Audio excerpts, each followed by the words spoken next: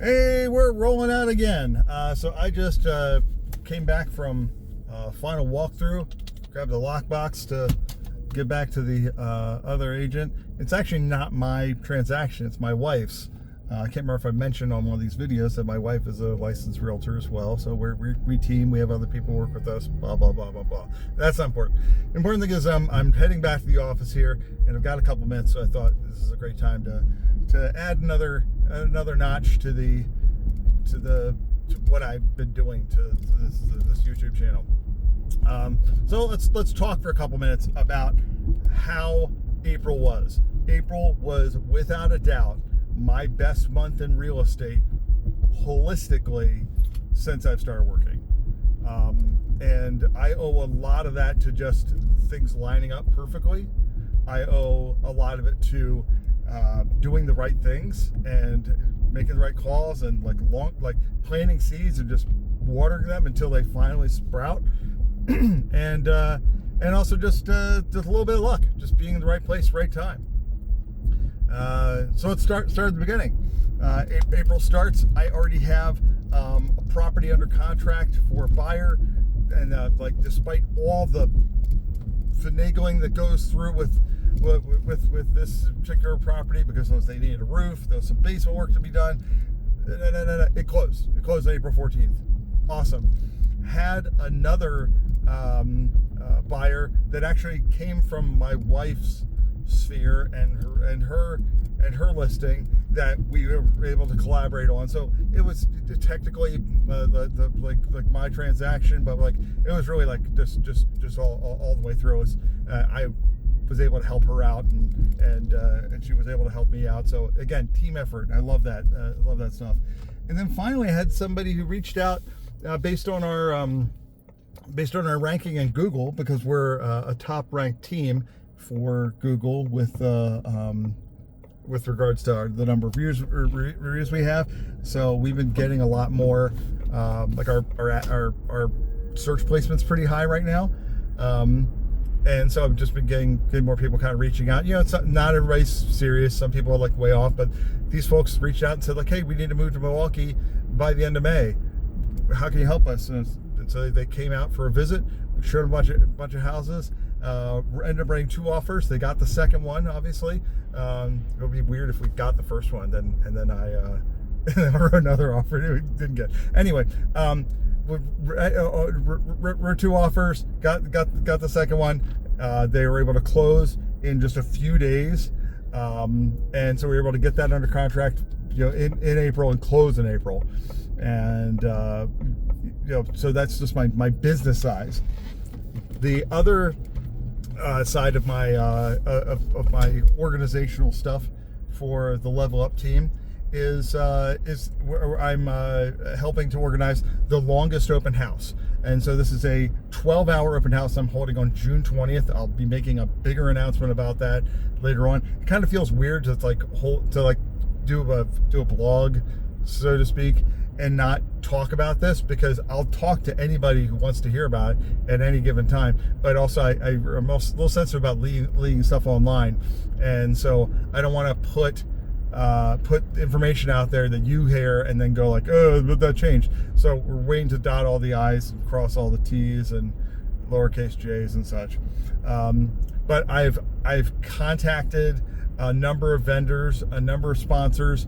So the longest open house is an annual event on the longest day of the year, which in this case is this Friday, June 20th, in which we hold an open house all day. And the purpose of it, I guess if we sell the house, great. But the purpose of it is to raise awareness, raise funds for the Alzheimer's Association. This was spearheaded by my friend Kyle Olson in Fargo, North Dakota, who unfortunately his father suffered from Alzheimer's. And while I don't think I have a direct connection to this, there's just something hit me about his story. Saying losing his father was really tough, and I lost my father a few years ago, but there wasn't any kind of dementia or anything involved there. But I see that that happening with other people, and other folks have talked about it. So I feel real sensitive and real empathetic to that.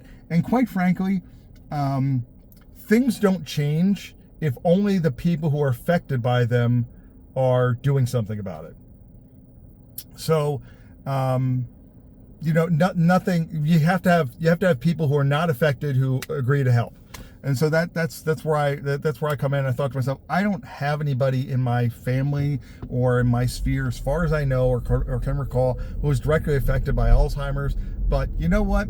Stuff like this is happening, and you don't know when it's going to happen or who it's going to happen to until it's too late. So why not just get involved with something like this and, raise fear of cure? It could be me. I mean, I'm a relatively young guy right now, but in 30 years, I start losing memory and start not being able to recognize stuff. It's like that I could be afflicted. It could be somebody else I know.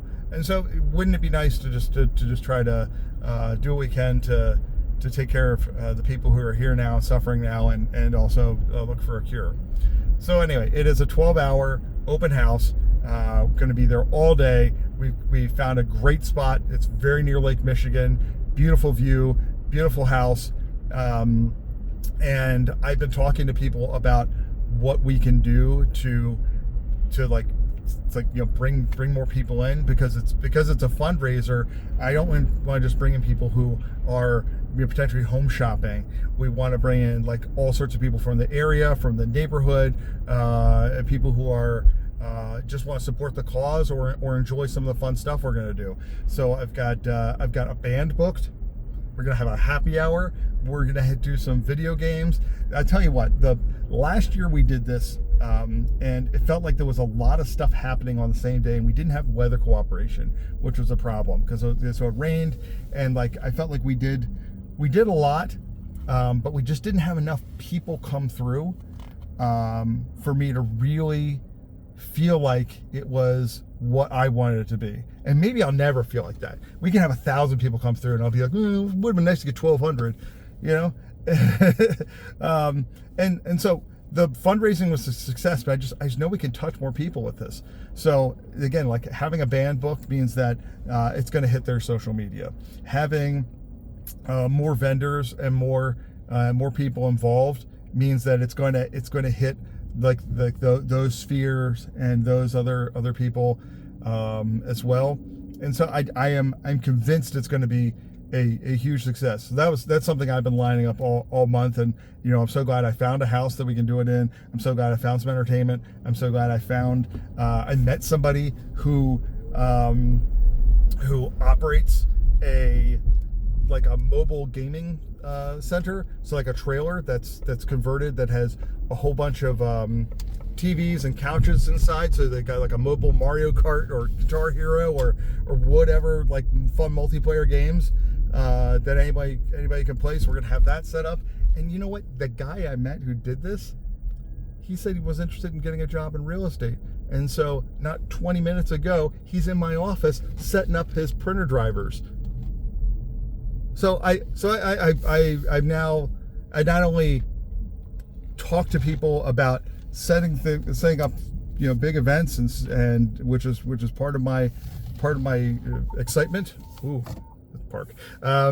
It's part of the exciting thing for me, and had transactions, which obviously keeps us in business. But now I'm adding people to the office and getting more people to join this this team and this office through that too. I'm blown away. I don't know what I'm going to do in May, but my goal is to top what happened in April. So I hope you have a good month. If you have any issues or troubles with anything as far as your business planning or lead gen, or if you have any questions about how to operate your business at a high level, feel free to call me. Happy to help. Let's roll out.